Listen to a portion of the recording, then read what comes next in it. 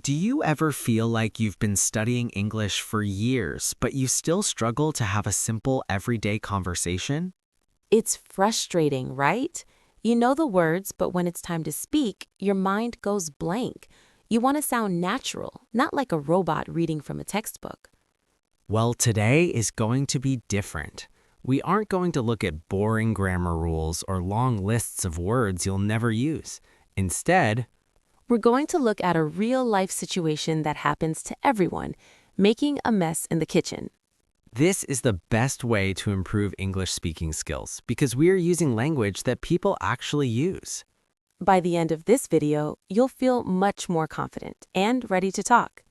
Hello, everyone. I'm so glad you're here today. Learning a new language is a journey, and the best way to travel is one step at a time. Today, I'm going to guide you through a full lesson. I will be your narrator and your teacher. First, I want you to just listen. I'm going to tell you a story about two friends named Tom and Anna. Tom is in the kitchen. And things aren't going very well. As you listen, don't worry if you don't understand every single word. Just try to get the big picture. What is happening? How do the characters squeal? Imagine walking into a kitchen. There is white flour everywhere. It's on the table, it's on the floor, and even the cat is covered in it. Tom is standing there with a bowl, looking a bit confused. Anna walks in and she is shocked. She asked him what happened. Tom explains that he was trying to bake a cake, but things didn't go as he planned. Anna is a very kind friend. She doesn't get mad. Instead, she offers to help him clean up. She says that cleaning is much faster when two people do it together. Tom asks her to wipe the kitchen counter while he sweeps the floor.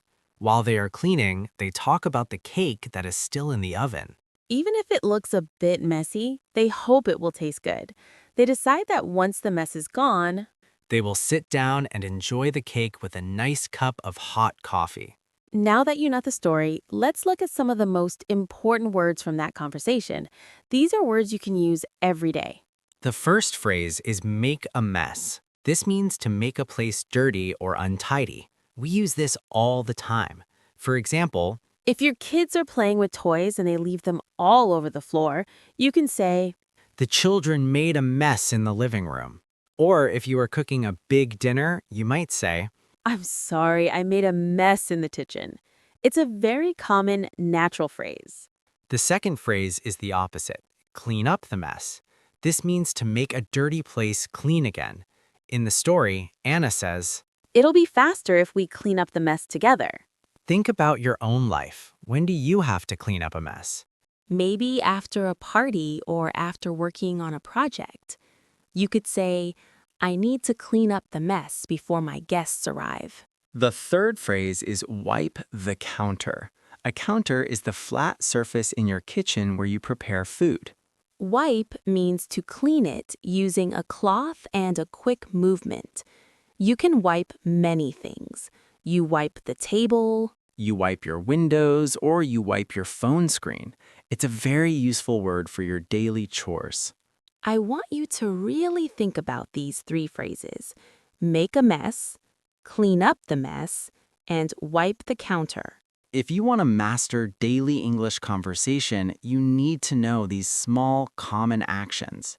Now, let's go back through the conversation very slowly. I'm going to explain exactly what they said and why they said it. Anna starts by saying, oh no, look at this kitchen. There's flour everywhere. When we say, oh no, we are showing surprise or worry. And notice the word everywhere. It means in every place. She is emphasizing that the mess is very big. Tom replies, yeah, I was trying to bake a cake, but it didn't go as planned. This is a great phrase. It didn't go as planned. We use this whenever something doesn't work out the way we wanted. Maybe you went for a walk and it started raining. You could say, my walk didn't go as planned.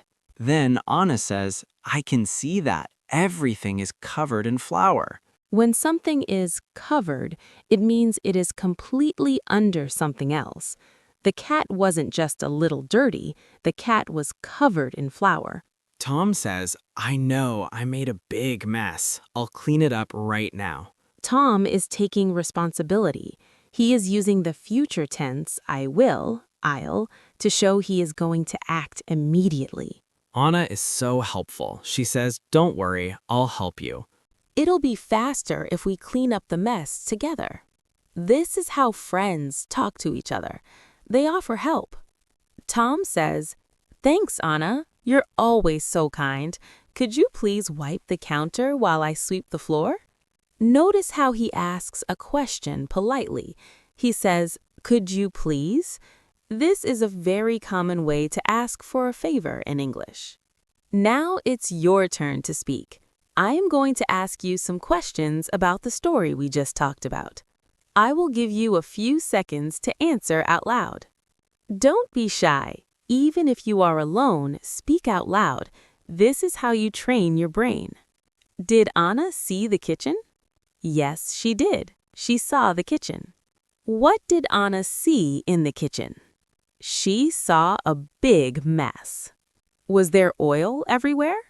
No, there wasn't oil everywhere. There was flour everywhere. What was Tom trying to do? He was trying to bake a cake. Did the baking go well? No, it didn't. It didn't go as planned. Who made the mess? Was it the cat? No, it wasn't the cat. Tom made the mess. This is the final and most important part of our lesson. We call this shadowing. I'm going to say a sentence, and I want you to repeat it exactly like I do. Try to copy my speed and how my voice goes up and down. We will do each sentence 3 times, slow, medium, and then at a natural speed. There is flour everywhere. It didn't go as planned. I'll clean it up right now. You are always so kind. Let's enjoy some coffee and cake. You did an amazing job today. Completing a 30-minute English lesson is a big deal, and you should be proud of yourself. Consistency is the secret to success. If you practice a little bit every day, you will be surprised at how fast you improve. If you found this lesson helpful, please give this video a like and hit that subscribe button. It really helps me create more lessons for you. Thank you so much for learning with me here at Spoken English Imran. Keep practicing, stay positive, and I will see you in the next lesson. Bye for now.